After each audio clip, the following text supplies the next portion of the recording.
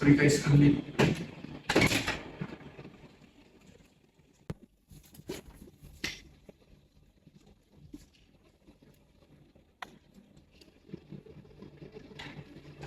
Assalamualaikum and good morning to everyone. I am glad to welcome all of the members to our third monthly executive committee meeting of the Malaysian Department's Social Welfare. Thank you for coming. Can we call this meeting in order? Yes. Is there any apologize for absence for today's meeting? Yes, Miss Izzati is on medical leave. She already informed me and asked me to speak on behalf of her. Thank you, Ms. Shahira. Please tell her to pass me the medical certificate for our record later on. Excuse me, Ms. Sophia. Yes. Please pay attention to our meeting and put aside your phone. I'm sorry, I promise that I will behave next time. I acknowledge my mistake and will not repeat the same mistake in our next meeting. It's okay, Ms. Sophia. Thank you.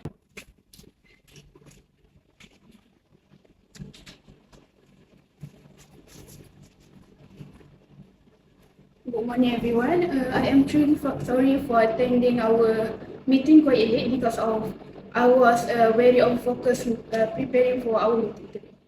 That's alright, Ms. Saida. We know what you are doing is important, but please allocate and manage your own tasks wisely too. I hope it won't happen again. Thank you, Mr. Chairman. I promise to not repeat. Alright, can we move on to our next item? Yes. Please read through the minutes of the last meeting which were distributed earlier. Are there any amendments? Yes, Mr. Wise. There is a correction to item number 3. There will be 25 volunteers for our company who are going to take part in the Kids Day event next month and not 23. Thank you, Miss Aida. I will make the necessary correction. Are there any amendments? No. Thank you. Can someone propose the minutes to be accepted? I propose the minute to be accepted. I second the motion.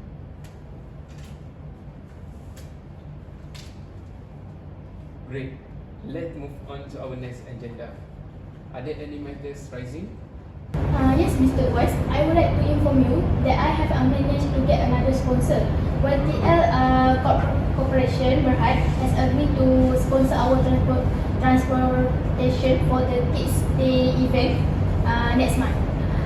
Hence, I need information from the committee to send a follow-up thank you email to YTL Corporation. Thank you, Ms. Shahira.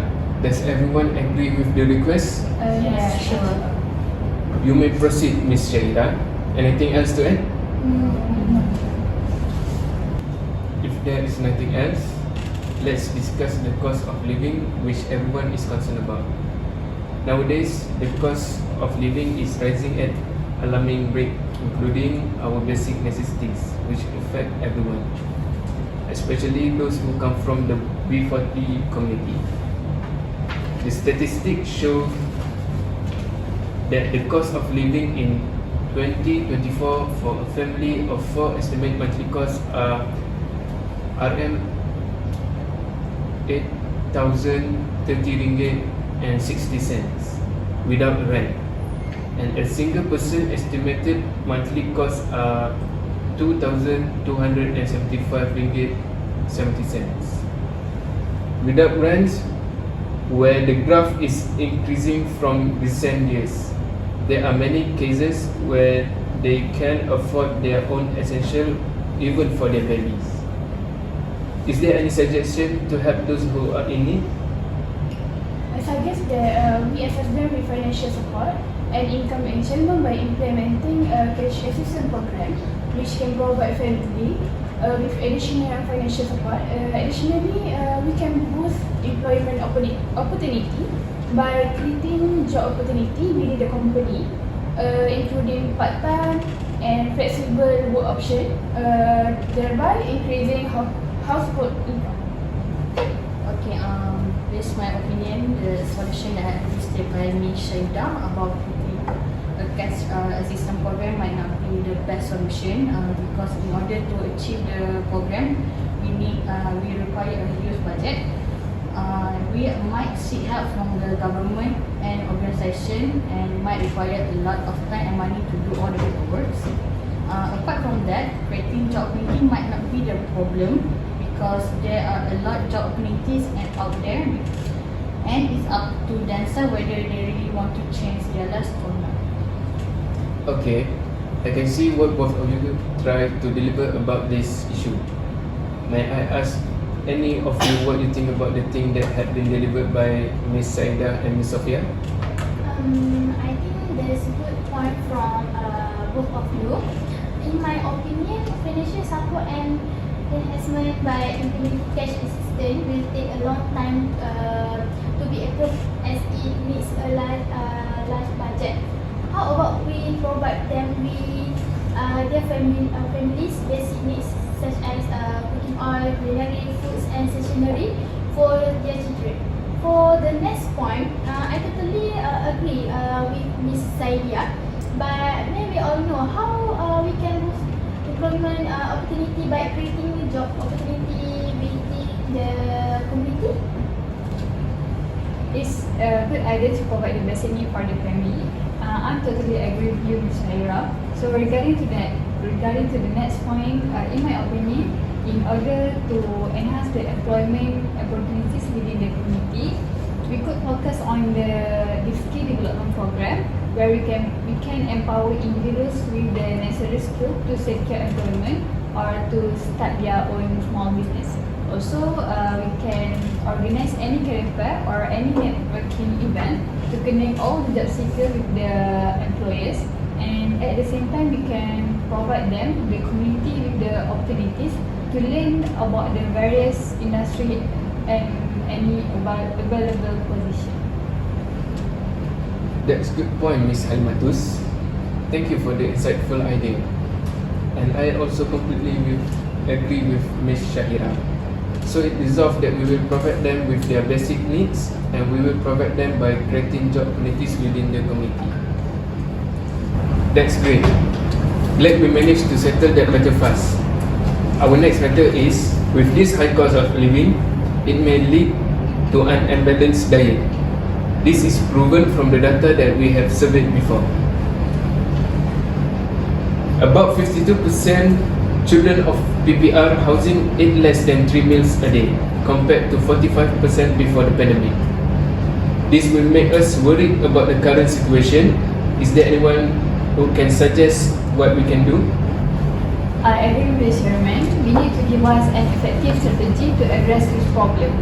So our first approach is a direct food assistance, where we propose implementing or extending free breakfast and lunch program in school to ensure all the children receive at least two nutritious meals for a day. So this initiative aims to improve the student health and academic performance. And this also could significantly benefit our students who rely on the school meal as their primary source of nutrition. Nice idea. But what about the availability food sources for the community in PPR? So alright, in order to ensure the availability of food sources in PPR community, we should increase the availability and accessibility of food bank and community pantries in PPR. So this will help to alleviate the food insecurity among the low-income families, particularly those in defaulted. Excellent points. Let's consider the pros and cons of this initiative before we go for further discussion. Okay, from my point of view, this might be challenging since it's hard to prepare both nutrition and appealing for the student because we know some kids have their own preference about their foods. But from that, the logistics also can be the issue because it's challenging for delivery of the food along across the school in order to maintain this program to be successful. You got the point, Sophia, but in my perspective, by providing nutritious meals for the students, not only can we ensure they got a balanced meal, but it also can help them to be more focused on their study and achieve their academic goals, ultimately improving their overall well-being. Nutritious meal may not be as delicious as junk food, but the effect is far better.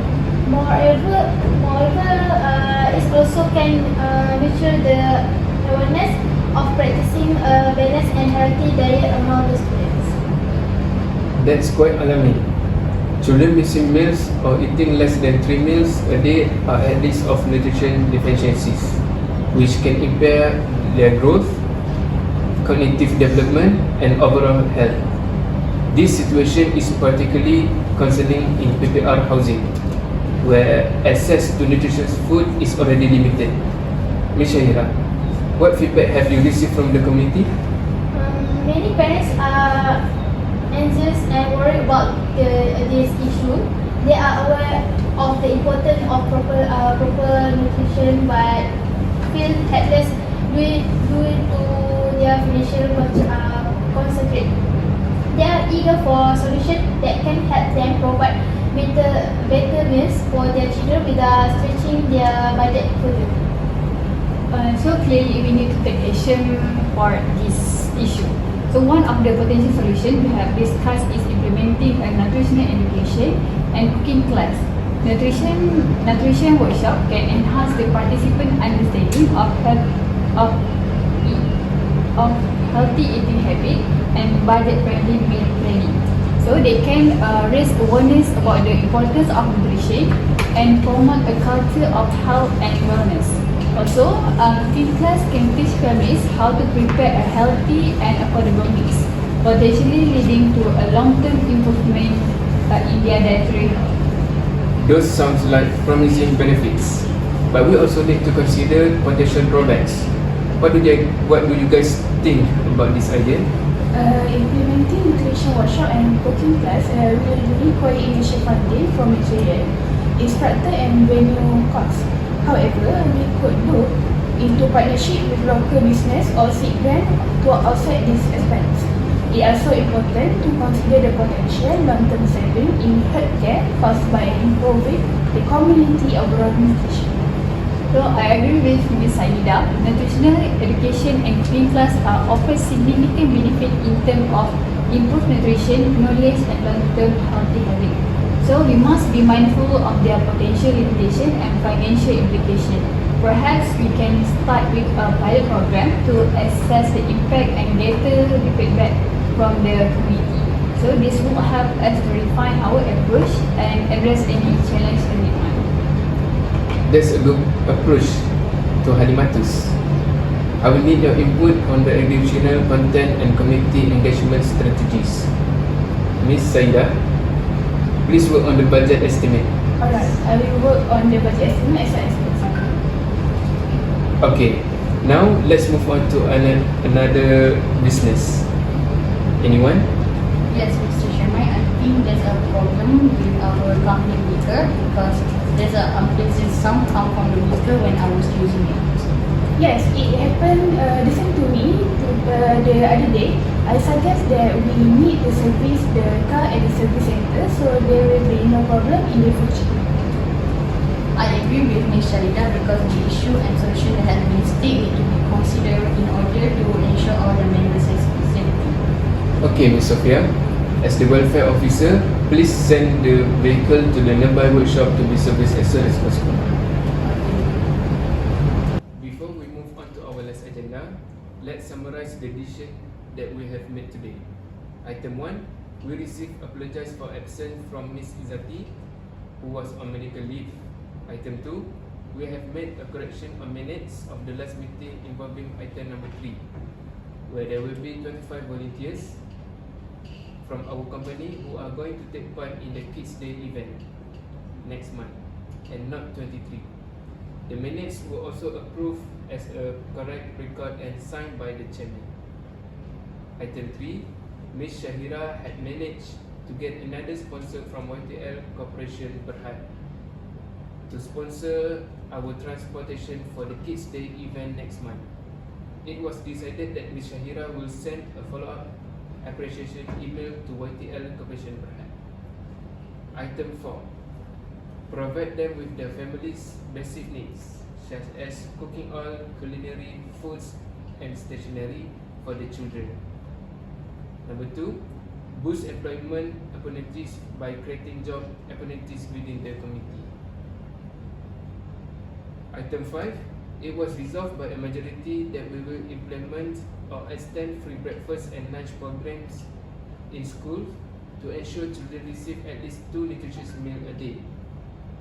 And we should increase the availability and accessibility of food banks and community pantries in PPR areas.